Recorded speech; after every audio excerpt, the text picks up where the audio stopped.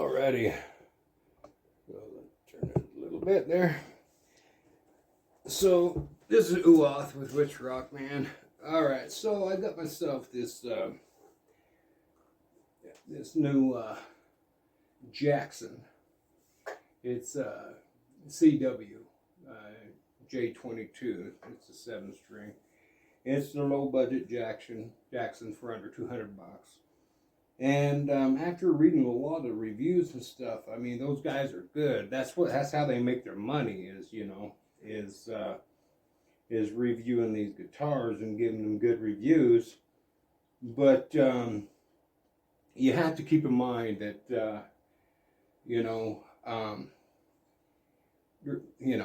they mic their amps. They're running through a lot of different types of high quality processors and filters and stuff, and so they can mix things around and makes anything sound good. You know what I'm saying? So, but after getting this, is it a waste of $200?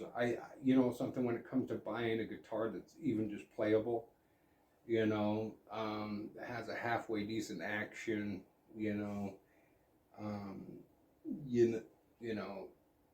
intonation, you know what I'm saying? I mean, anything's worth $200, I guess. The hardware, I don't know much about the electronics as far as the volume and tone knob and the switch goes, the pickup switches go, but I know these pickups, they suck. They're cold as fuck, man. And when you get a guitar that's got real cold pickups, no matter what fucking pedal you got and stuff, it sounds like shit. Whoops. And so, but I mean, I got my Boss metalcore, and I mean, goddamn, it takes a pretty shitty ass fucking guitar to sound bad through a metalcore, and this does not take a metalcore very well. It doesn't. The metalcore don't take this guitar very well. However, my Ibanez SM7, it sounds okay through that. But I mean, it's not bad. The frets really don't stick out from the edges, so you don't feel any real sharp edges on the frets. It's halfway decent. The intonation, I've really adjusted the intonation. The truss rod, as far as the neck, there was no bows. That was really, really nice.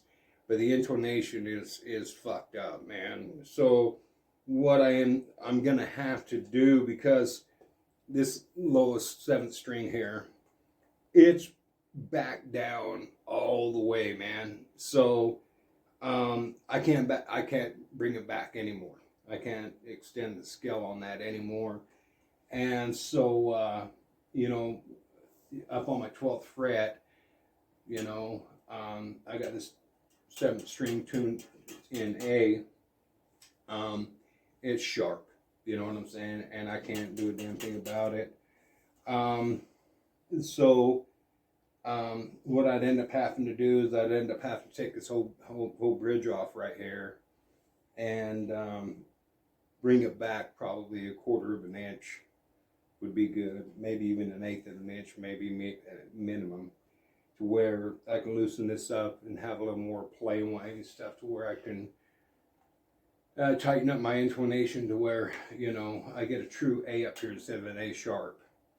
And so the intonation on this sucks, and the rest of the strings are okay for them, but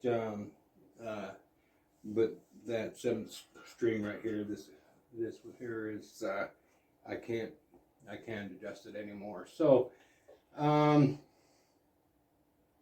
if you're a parent and your kid wants a 7-string guitar, and your kids better than anybody else does, and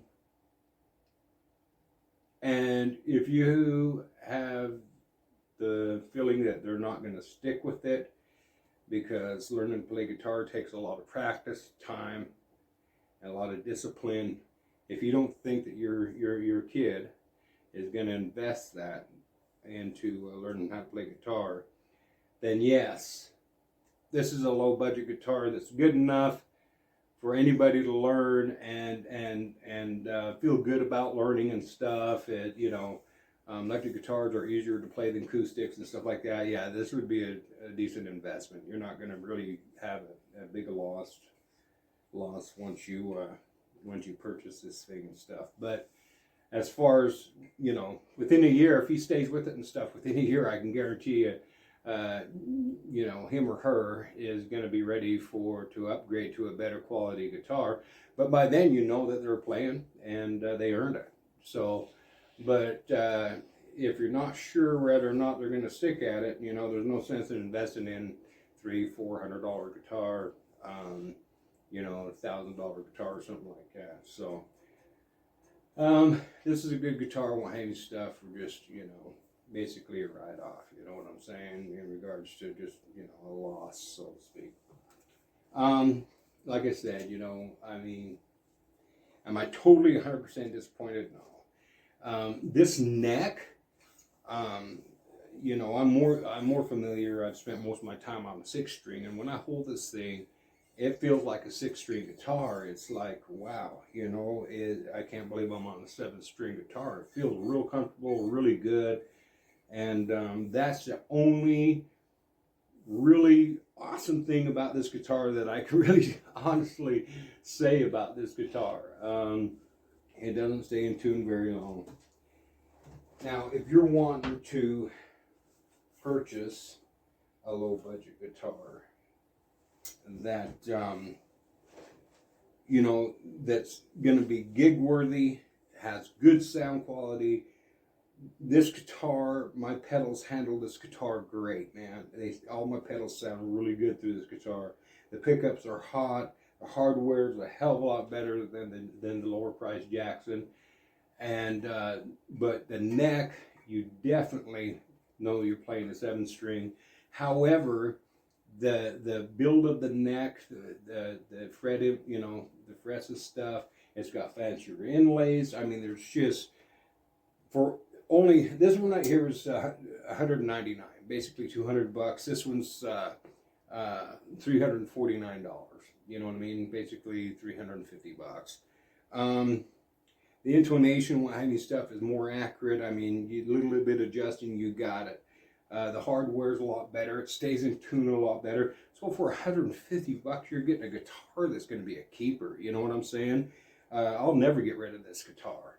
And it's granted. I mean, I get an $7,000 Schecter. It's gonna probably put this one to shame. But again, as far as for the money goes, I would put another $150, and I would get yourself, this 7-string SGR. This is a beautiful guitar. I really like this guitar. And this one is just the C series, C7 series.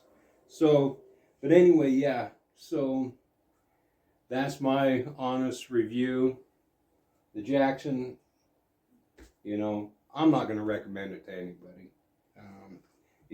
Except for, like I said, a parent that their kids wanting to learn a guitar and they want a 7-string guitar. But they're not sure if they're really going to invest themselves into it and stuff. This is a good guitar, good enough for learning. Well, like I said, within a year, if they stay at it, within a year, they're going to be good enough. They're going to be wanting to upgrade to a lot better guitar. So that's the only case where I would suggest it. So anyway, that's my honest opinion. Signing off. Have a good one. Thank you.